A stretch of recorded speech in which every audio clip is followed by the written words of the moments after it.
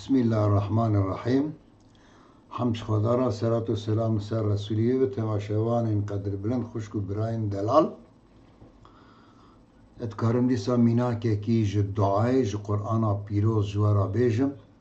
Sûreyi Ali İmran ayeta 147 da Xwedayê Teala wiha dibêje: Rabbena ighfir lena zunûbena ve israfena fi emrina ve sebit aqdamena وانصرنا على القوم الكافرين. Ya Rabbi, tu günahên me afû bike. Tu me bebexşînî, günahê me bexşînî. Tu israfa me ya di kar û barê me de jî afû bikî. İsraf çi ye? Tu waxtê tiştekî dikî zêde çî ser da duwarê gunah da yani. Tu gunah dikî, tu xeta dikî. Ava jî İsrafekî ji emelê qenç yani emelê xwe qenç tu dêlî dikeve emelê nevaş. Ya Rabbi tu wî jî efû bikî. Hem guneh zanebûna em gunah dikin, xeta dikin, hem jî di şaşiya da ku em pêş da diçin tu wî jî efû bikî. Ya Rabbel alemin. Ve sebît eqdamena tu lingên me li ser sîrata müstekîm, li ser rêya rast, li ser rêya rast ku rêya te he, ku Qur'ana pîroz e, ku emrê Resulê te Muhammed aleyhissalatu vesselam e, tu lingê me li ser wê rê sabit bikî, em ji wê rê dernekevin.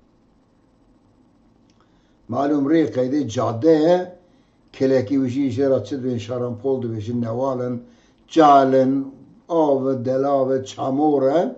Tu watê ji wê rêya cadda asfalt bişqitî, bikevî kelekê ji wê rê derkevî illa wê potê te necis bin, illa tu yê bikevî çamorê.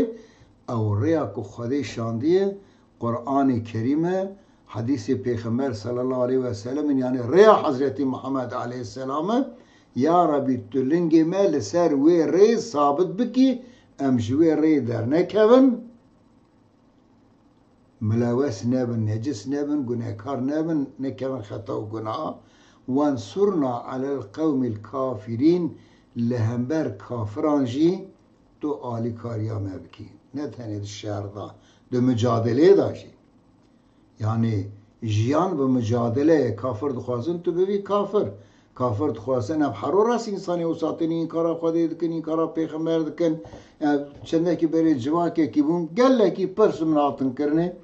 Divên Pêxember Yahudî berî Pêxember wa kirî, tiştê ku Yahudî Xristan bijin wan ezber kine ji min pirsin.